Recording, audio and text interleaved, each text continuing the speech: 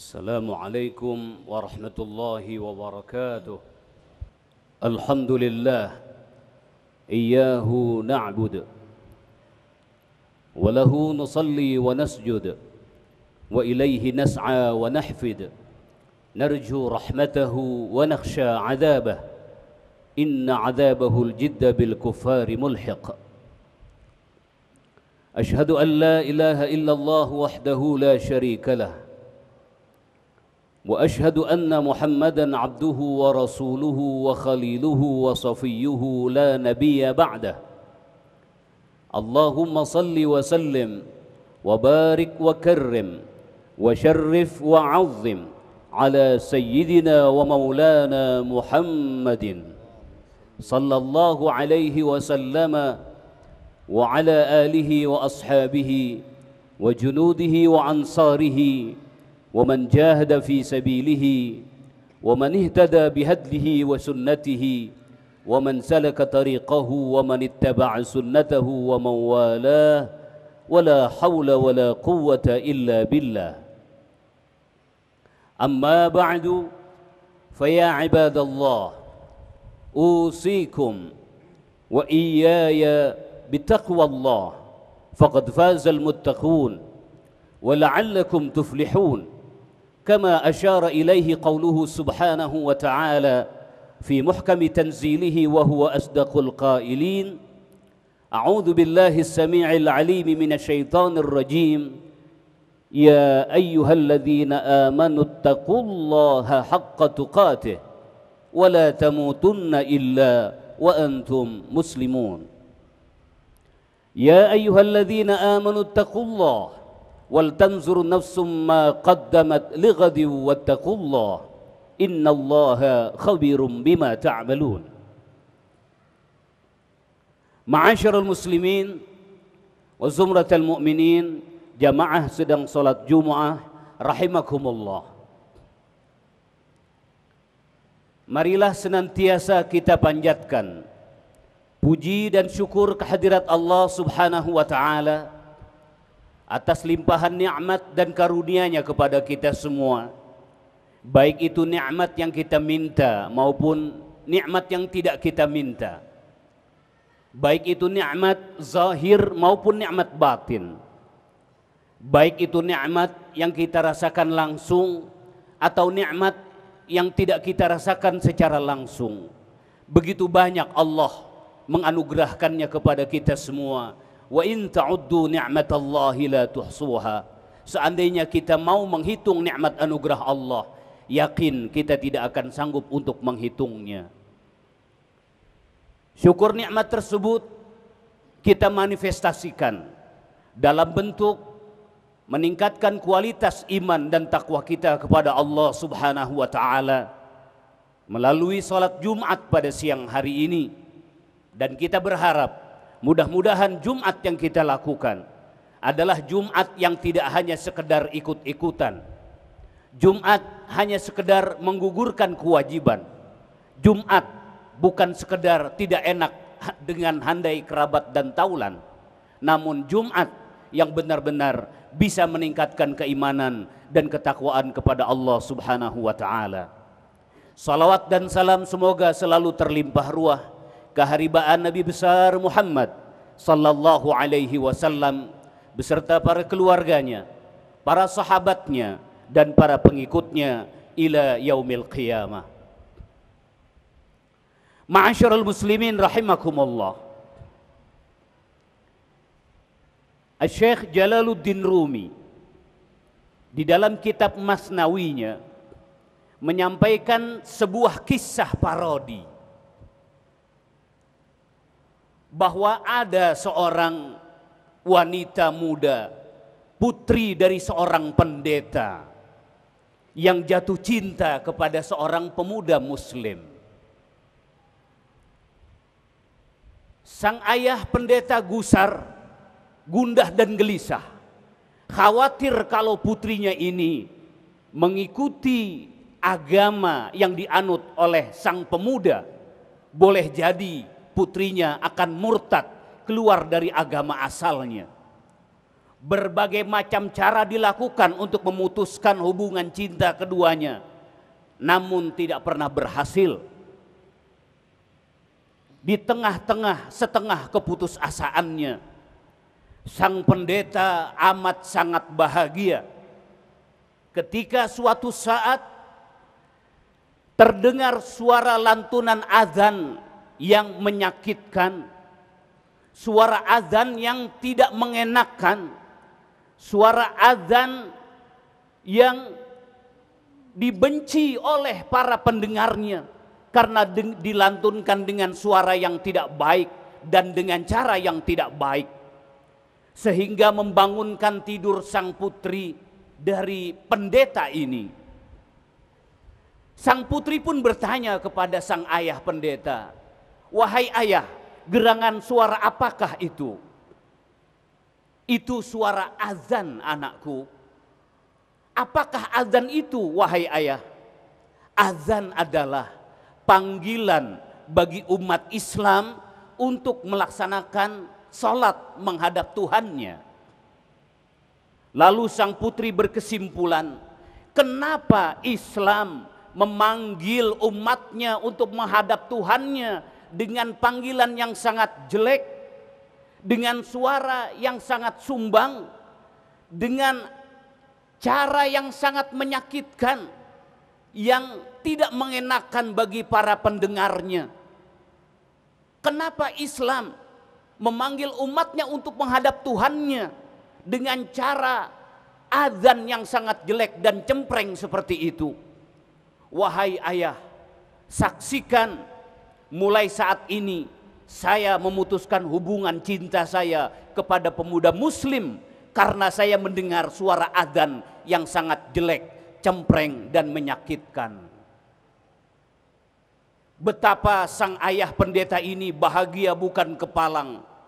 Lalu dia kumpulkan beberapa butiran emas untuk diberikan kepada sang muadzin sebagai hadiah karena anaknya selamat dari kemurtadan, karena anaknya telah memutuskan percintaan dengan pemuda muslim tadi.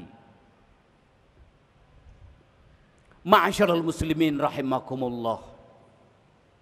Kisah ini sejatinya adalah kisah parodi, kisah sindiran bagi kita semua umat Islam, bahwa sejatinya kita semua adalah muadzin.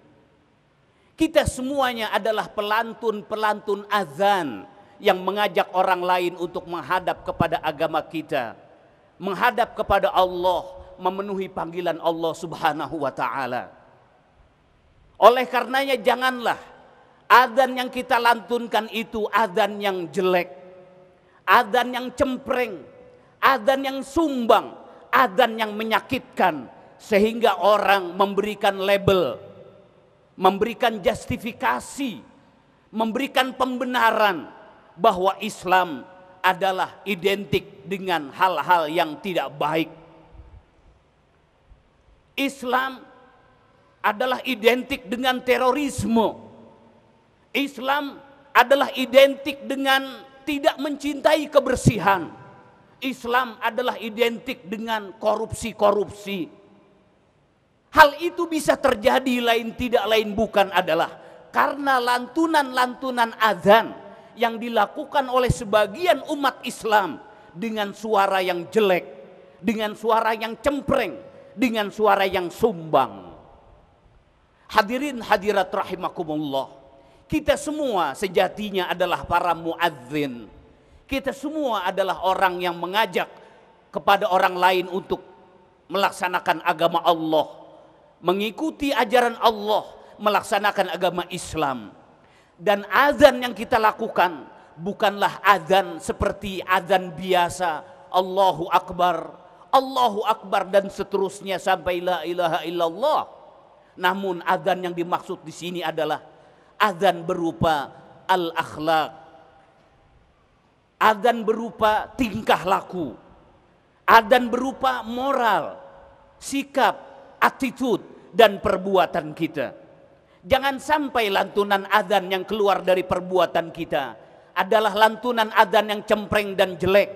Jangan sampai lantunan azan yang keluar dari ucapan kita adalah ucapan yang menyakitkan dan tidak mengenakan. Jangan sampai lantunan azan yang keluar dari perbuatan dan akhlak kita adalah perbuatan dan akhlak yang jelek, sehingga orang lain memberikan pembenaran, memberikan justifikasi, memberikan pelabelan kepada Islam dengan citra-citra yang jelek, dengan citra-citra yang tidak baik.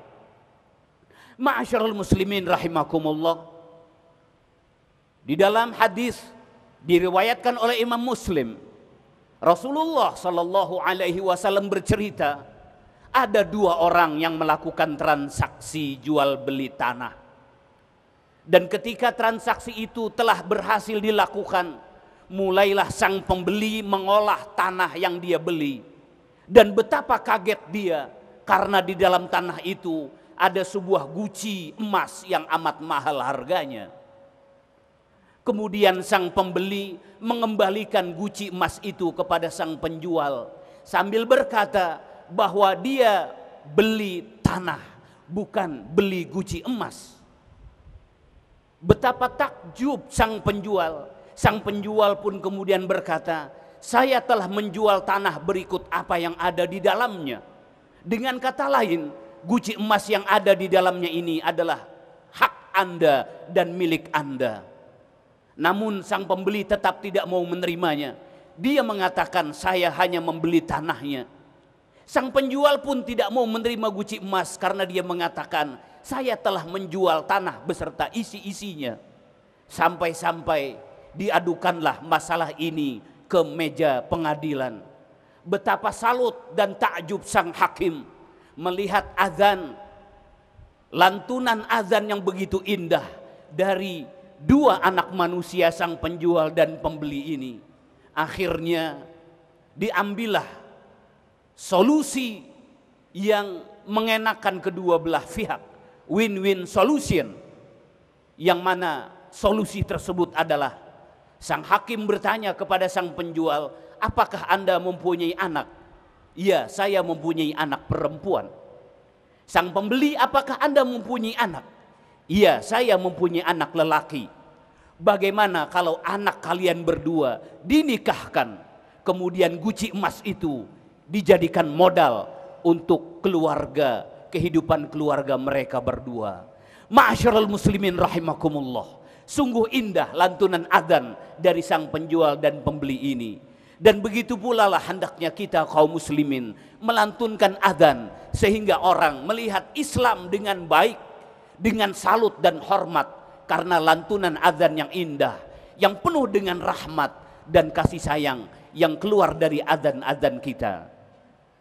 Allah subhanahu wa ta'ala mengingatkan kita semua bahwa sejatinya ayat-ayat Al-Quran adalah merupakan tanda-tanda bagi orang-orang yang mau berfikir. Inna fi dzalika laayatin liqaumin yatafakkarun. Sesungguhnya di dalam kisah-kisah yang ada di dalam Al-Quran merupakan tanda bagi orang-orang yang mau berfikir. Dan salah satu di antara nama dari surat Al-Quran yang ada adalah surat An-Nahl, yang berarti seekor lebah, yang di dalamnya Allah subhanahu wa ta'ala menceritakan bagaimana khasiat, keistimewaan dan kegunaan seekor lebah yang sangat bermanfaat bagi umat manusia.